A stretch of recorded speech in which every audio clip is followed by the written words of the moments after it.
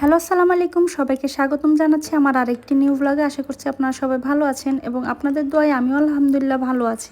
গত ভ্লগে আপনাদের সাথে আমি শেয়ার করেছিলাম আমার মেয়ের স্কুলের ফার্স্ট ডে, অ্যান্ড আজকে আপনাদের সাথে শেয়ার করব আমার মেয়ের ফুল উইকের স্কুল জার্নি। আশা করছি আপনাদের ভালো লাগবে। তো বেসিক্যালি এটা ছিল আমার মেয়ের স্কুলের সেকেন্ড ডে, অ্যান্ড সেকেন্ড ডেতেও আমি আমার মেয়ের ক্লাসে ছিলাম, ফুল ডে ওর সাথেই ছিলাম স্কুলে। তো এই তো সে তো অনেক হ্যাপি স্কুলে, একদম তার কাছে তো এটা অ্যাডভেঞ্চার মনে হচ্ছিল। সে আসছে, খেলছে, ইচ্ছে মতো যা মন চায় তা করছিল।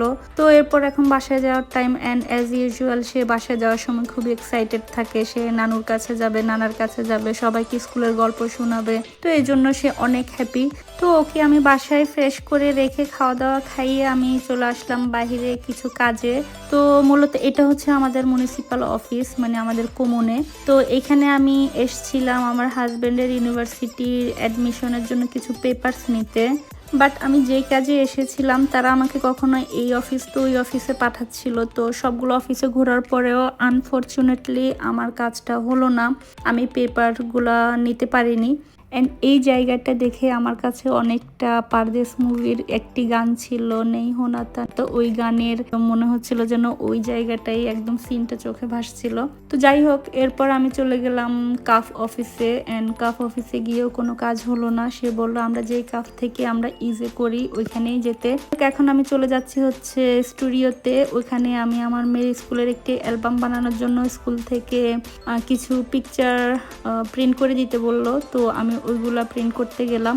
তো যাওয়ার পর ওরা বলল যে আজকে দিতে পারবে না, কালকে দিবে। তাই আমি কালকেই আসবো নিতে। তো পথে দেখলাম যে এখানে ওরা ফ্রেশ ফ্রেশ পিজা বানালো। তো ভাবলাম আমি একটি পিজা নিয়ে যাই, যেহেতু দুপুরবেলা।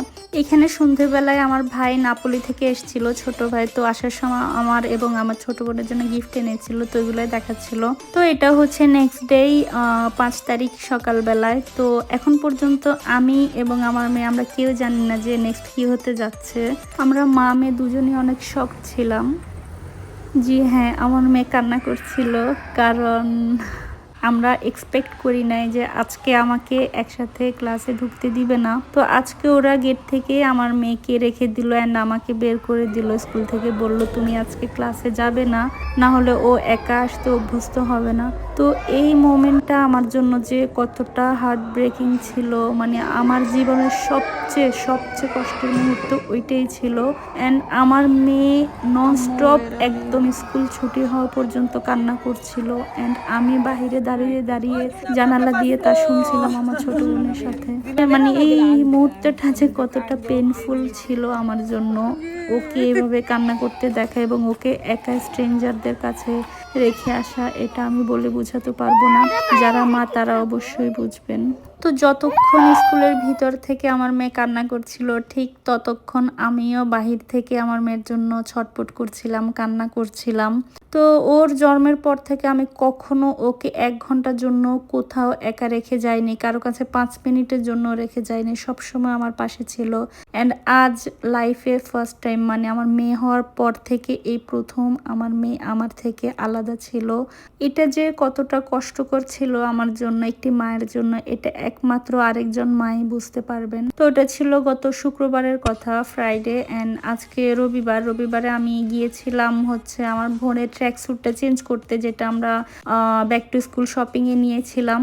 তো যেহেতু সানডে ছিল, অ্যান্ড সানডেতে কোনো ট্রান্সপোর্ট পাওয়া যায় না, অ্যান্ড আমার ভাইরাও কেউ অ্যাভেলেবেল ছিল না, সবাই ফুটবল ম্যাচ খেলতে গিয়েছিল আনকোনাতে। তাই ভাবলাম অনেকদিন হাঁটা হয় না, তাই আজকে হেঁটে হেঁটে গেলাম মার্কেটে। অনেক দূর ছিল, আধা ঘন্টা লেগেছে। তবুও ওয়েদার ভালো হওয়াতে খুবই ভালো লাগছিল। অ্যান্ড ফেরার পথে আমার বোন এবং আমার মেয়ে ম্যাকডোনাল্ডস খেতে চাইলো, তাই ওদের জন্য আসার সময় নিয়ে এসেছি। তো আজকে এই পর্যন্ত। আশা করছি আপনাদের সবাই ভালো লাগবে, অ্যান্ড ভালো লাগলে অবশ্যই like, comment, share and subscribe করতে ভুলবেন না। টিল দেন সবাই ভালো থাকবেন, সুস্থ থাকবেন। আল্লাহ হাফেজ।